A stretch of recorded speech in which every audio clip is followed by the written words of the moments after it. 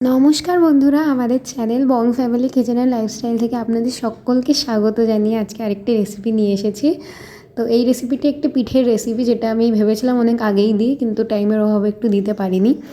তো দেখুন, এখানে যে প্রসেসটা আমি দেখাচ্ছি, যেটা আমরা ডোটা প্রিপেয়ার করব, সেটা আমি আগের একটি রেসিপি, যেটা আমি চুষি পিঠের রেসিপি দিয়েছিলাম, সেটি সেম রেসিপি একদম, মানে পুরো প্রিপারেশনটা সেরকমই, পুরো প্রসেসিংটা সেরকম। তো আমি সেই লিঙ্কটা আপনাদের ডেসক্রিপশন বক্সে প্রোভাইড করে দেবো, আপনারা চাইলে একবার দেখে নিতে পারেন। তো এখানে আমি তাও বলে দিচ্ছি একবার। আমরা এখানে জলটা নিয়েছি, মানে মোটামুটি অ্যামাউন্টে জলটা নিয়েছি। তারপরে সেখানে একটু লবণ দিয়ে দিয়েছি, দিয়ে এখানে আমরা চালের গুঁড়োটাকে মিক্স করে নিচ্ছি, যাতে লাম্পস না ক্রিয়েট হয়, সেরকমভাবে আপনারা করে নেবেন একটু। ব্যাস এটা করে একটু নাড়িয়ে চাড়িয়ে যখন এটা মাখো মাখো হয়ে যাবে, সেইটুকু করলেই আপনাদের ডোটা রেডি হয়ে যাবে। তো পিঠে খাওয়ার টাইমটা অনেক আগেই চলে গেছে, আমার এই রেসিপিটা অনেক আগেই তোলা, কিন্তু আমি একটু দিতে পারিনি। তো সেজন্য এক্সট্রিমলি সরি। কিন্তু হ্যাঁ, যখন আপনারা পিঠে বানাবেন অবশ্যই এই প্রসেসটা ফলো করতে পারেন। দেখুন, আমাদের এখানে ডোটা প্রিপেয়ার হয়ে গেছে। এবার আমরা কুলিগুলোকে একটু শেপ দিয়ে নেব। কুলি বা পুলি, অনেকে কুলি বলে অনেকে পুলি বলে, তো দেখে নিন। তো এখানে আমার মা একটা একটা ছোট্ট ছোট পার্ট নিয়ে নিচ্ছে। দেখুন, সেই পার্টগুলো মানে আপনারা একটু বড় সাইজের নেবেন, মানে একদম বড়ও না একদম ছোটও না, সেরকম মিডিয়াম। তো সেটাকে এবার এইভাবে করে নিতে পারেন, বা অন্য কোনো শেপও দিতে পারেন। মোটামুটি এই পিঠেগুলো এরকমই শেপ হয়। তো দেখুন, আমার মা এটা পুরো প্রসেসিং খুব সুন্দরভাবে আমি দেখানোর চেষ্টা করেছি, আর এর থেকে ভালো পারিনি। তো আপনারা চাইলে এরকমভাবেও করতে পারেন, অথবা অন্য রকমভাবেও করতে পারেন। আজকাল অনেক রকম ডিজাইনে দেখেছি এই পিঠেটা বানানো হয়। তো অনেকটা মোমো স্টাইল বলা যেতে পারে, কারণ মোমোর মতোই হয় অনেকটা দেখতে। তো দেখুন, এখানে এবার যে পুরটা, এটা আমরা যেটা নারকোল দিয়ে আর আপনার সন্দেশ দিয়ে বানানো। তো আপনারা চাইলে অন্য কোনো পুরো ইউজ করতে পারেন। তো একটা নারকোলের আছে, একটা সন্দেশের আছে। তো আমরা এক একটা দিয়ে এক একটা বানাবো। তো আপনারা যদি যেই নারকোল আর সন্দেশের যেই আমরা মিক্সচারটা রেডি করেছি, এটার রেসিপি দেখতে চান, তাহলেও আমাকে কমেন্টে জানাতে পারেন, আমি সেটাও দেখিয়ে দেবো। বেশি কিছুই নেই, ওটা এক একটা জিনিস নিয়ে জাস্ট তার মধ্যে একটু চিনি মিলিয়ে বা একটু গুড় মিলিয়ে বানিয়ে নিলেই হয়ে যায়। বাট তাও যদি আপনারা বলেন, আমি দেখিয়ে দেবো। তো দেখুন, এখানে আমার মা একটু একটু শেপ দিচ্ছে, এক একটা এক এক রকম শেপের হয়েছে। আপনাদের যেই শেপটা পছন্দ আপনারা সেটা বানাতে পারেন, কোনো আপত্তি নেই তাতে। কিন্তু খেতে অসাধারণ হবে, এটা আমি একদম ফর শিওর গ্যারেন্টি দিতে পারি। খুবই টেস্টি একটি পিঠে। তো আমরা এটা সিদ্ধ করে বানাবো, অনেকে এটাকে দুধের মধ্যে দিয়েও বানায়, আর আমরা একটু ভাজাও বানাবো।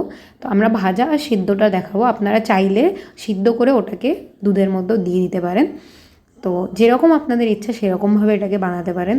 তো দেখুন, ফার্স্টে আমরা এগুলোকে সবকটাকে প্রিপেয়ার করে নিচ্ছি। সবকটা আর দেখাইনি, দুটো তিনটে দেখিয়েছি, কারণ নইলে ভিডিওটা অনেকটাই বড় হয়ে যেত। তো যেরকম বললাম যে এখানে আমরা একটু ভেজে নিচ্ছি কয়েকটি। তো আমরা ওই 5-10টা মতো ভেজে নিয়েছিলাম, যে আমার একটু ভাজাটা বেশি পছন্দ। তো সেজন্য মা একটু ভাজাটা আগে করেছিল। ভাজার মধ্যে আমরা সেদ্ধটাও বসিয়ে দেবো একটু পরেই, কারণ সেদ্ধটা হতে একটু টাইম লাগে, ভাজাটায় তাও একটু কম লাগে। তো সেজন্য ভাজাটার পাশাপাশি আমরা সেদ্ধটাও বসিয়ে দেবো, সেটাও আপনাদের দেখিয়ে দিচ্ছি। তো একটু আপনাদের ভাজাটা দেখানো হবে, একটু সিদ্ধ দেখানো হবে, কারণ দুটোই একসাথে করা হয়েছিল যেহেতু। তো দেখুন, এখানে কয়েকটি ভাজা আমাদের হয়ে গেছে।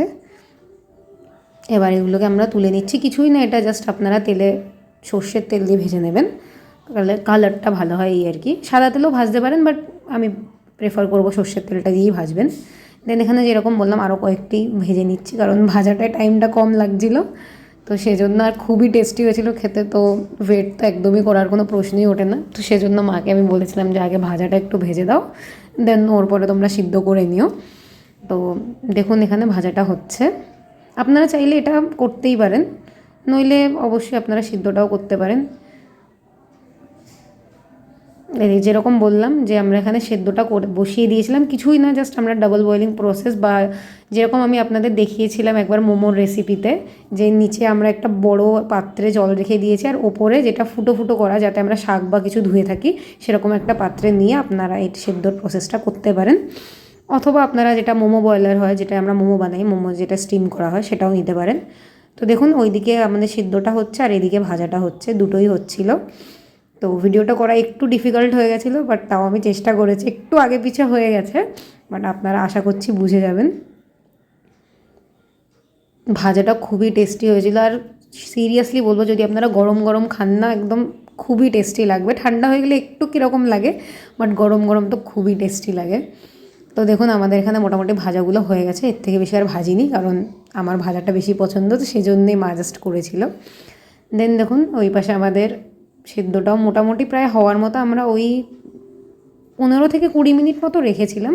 দেন গ্যাসটাকে আমরা বন্ধ করে দিয়েছি। আমাদের এটা পুরো সেদ্ধটা কমপ্লিট, মোটামুটি আমাদের আজকে সব রেডি খাওয়ার জন্য। আপনারা অবশ্যই একবার ট্রাই করবেন এবং এটিকেই আপনারা দুধের মধ্যে দিয়েও খেতে পারেন।